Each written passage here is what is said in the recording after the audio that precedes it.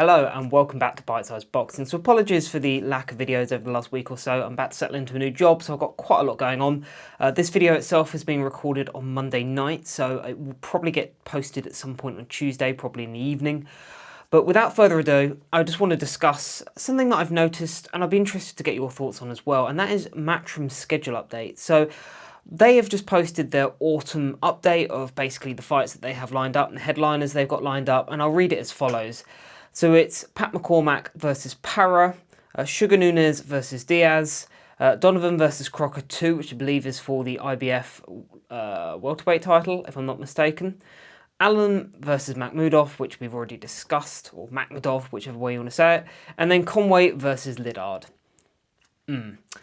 Let's talk about this. So let's be very honest to begin with. This is not a particularly strong lineup. This is, I would say, particularly indicative of where Matchroom is. I think Matchroom, to my eye, have fallen from the heyday of, say, 2018 quite substantially.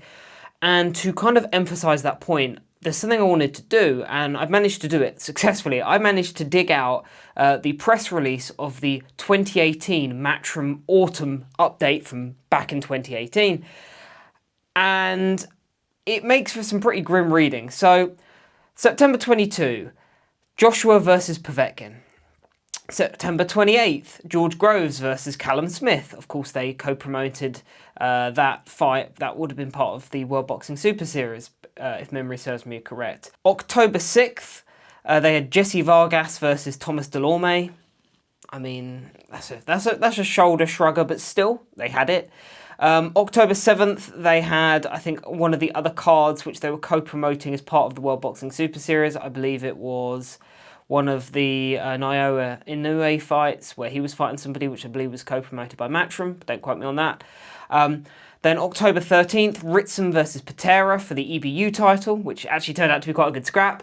But again, so far, this lineup that we're talking about here, it is night and day from what we're talking about in 2025. But let's keep going. October 20th, Billy Joe Saunders versus Demetrius Andrade. Now, this fight never ended up happening, in fairness. We all know why.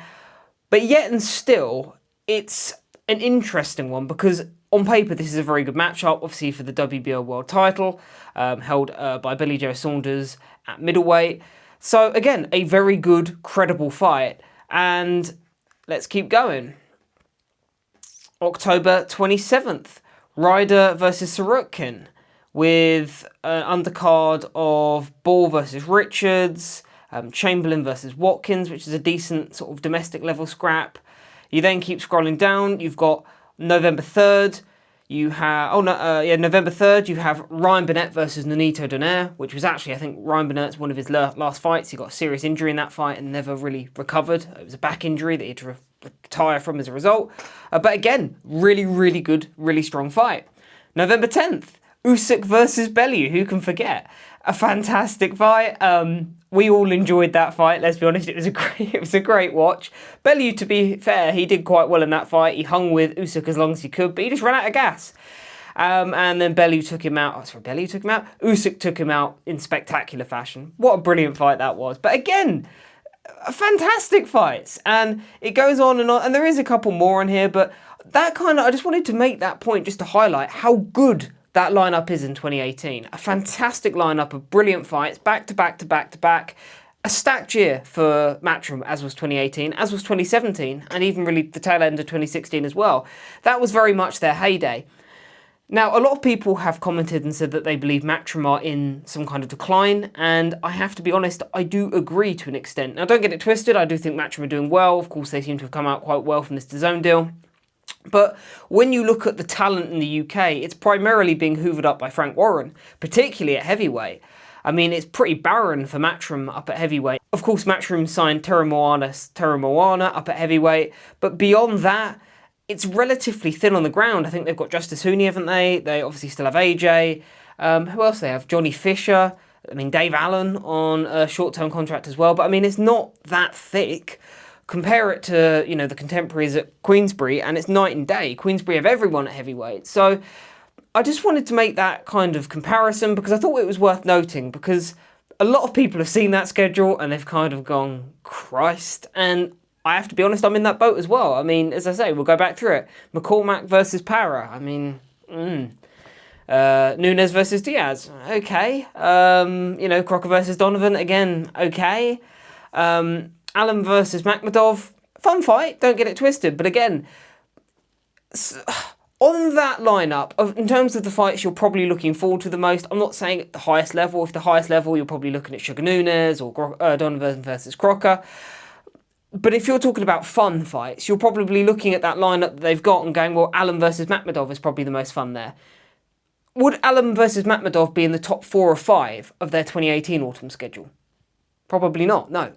So that really stands to show just how far Matchroom as an entity have kind of fallen in terms of the fights that they're putting on. They still have a decent stable on paper, but again, these fights just aren't materialising. It's a shame, really, because in Eddie Hearn's heyday, I thought he was one of the most fun promoters we've ever seen. I loved Prime Eddie Hearn. I went to an Eddie Hearn show in 2018, and this was what set Eddie Hearn apart. He understood the market and he just did things differently. So if you remember, he started going viral in, I think it was 2018, 2019, for those no context Hearn clips that would, they get clipped up for like 6 seconds, 7 seconds or whatever of him just saying things out of context that were quite funny.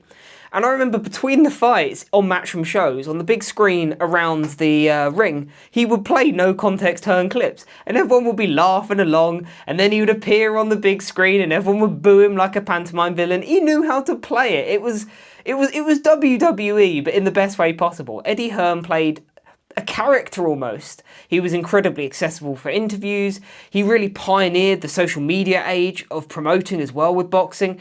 He was a trailblazer. Let's be frank. He was a trailblazer in boxing promotion.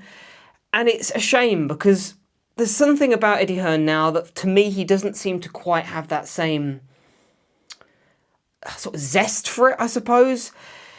In interviews, he comes across a lot more sort of flat, I find. He seems a little bit more bitter and twisted. Probably by the politics of it all. Like, it would, over time, it would sort of grate on you and sort of wear you down. And you can see that in Hearn. Because there was something about Hearn in the sort of the mid to the back end of the 2010s that he was very fun, he was very light. And I always used to tune in for Eddie Hearn interviews because they were funny, because they were engaging. But now, if you listen to an Eddie Hearn interview, he's very much going through the motions. He's kind of there because he's got to do what he's got to do, and oh yeah, nah. Even when you see Eddie Hearn with an interviewer who he's got a good rapport with, so for someone like Coogan on IFL, back in the day, those Coogan IFL interviews were much watched television, whereas now it's just kind of, I don't think I can remember the last time I watched one, because they're just much of the same, and again, it's just them both going through the motions, and that kind of, as I said, that lack of zest and that lack of appetite for it, it kind of manifests in the product that Eddie Hearn's putting out. It's of lower quality, it's of lower effort.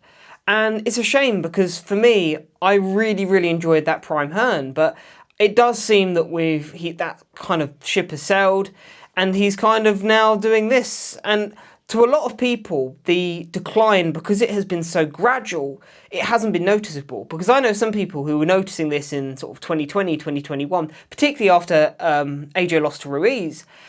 He seemed to lose that and he seemed to start getting quite bitter and twisted sort of from around then onwards. But if you went and looked at him in 2021, he still was doing, the stuff in his back garden that was very inventive. And a lot of people would go, well, he's still on a roll, he's still doing brilliantly. What do you want about a decline? But just if you look at, for example, if you took Eddie Hearn in 2021 and compared to 2018, there was decline. But it wasn't that big. If you compare Eddie Hearn in 2018 to 2025, I mean, it is night and day. You've just seen the schedule difference. So he's on a decline. Can he stop the rot? That remains to be seen. And really and truly, has he got the minerals? Does he really want to stop it? Eddie strikes me as a guy, and he said this multiple times himself, that he wouldn't mind getting rich and just getting out. I think one thing with Eddie as well is that, is he going to have the hunger for this long term? Because he's somebody who has quite often said that he kind of wants to get in, get rich, get out. And obviously AJ is now on the back end. AJ turns 37 next year. So AJ is very much in the business end of his career. He's going to be packing up soon. Will Hearn be continuing long term without him? I'm not sure if he will, because he's somebody who's always said he doesn't want to go into old age still promoting boxing. He's not really got an interest. He's, of course, the business is diversified. He's done very well in darts now. He, of course, is snooker as well, but he's really been doing well financially out of darts of recent. So you can see a world in which Eddie Hearn sort of starts to step away from boxing, if not immediately, but slowly and steadily over the next coming years. And as I said, to me, he has the look of someone, even in terms of the sort of talent he's signing. He's not someone who's rushing out to get the hottest prospects straight out of the Olympics. That's what he always used to do, right? You think of that 2016 crop, with the exception of Joyce, who hoovered him up. This time round, in the last Olympic cycle, he hasn't really been doing that. So it's a difficult one. I don't see Hearn in this for the long run. And again, if this schedule's anything to go by, it really just shows just how far he's sort of fallen from the heights of the 2017, 2018 Hearn. But you let me know what you think. I'd be interested to know. Thank you very much. And as always, take care.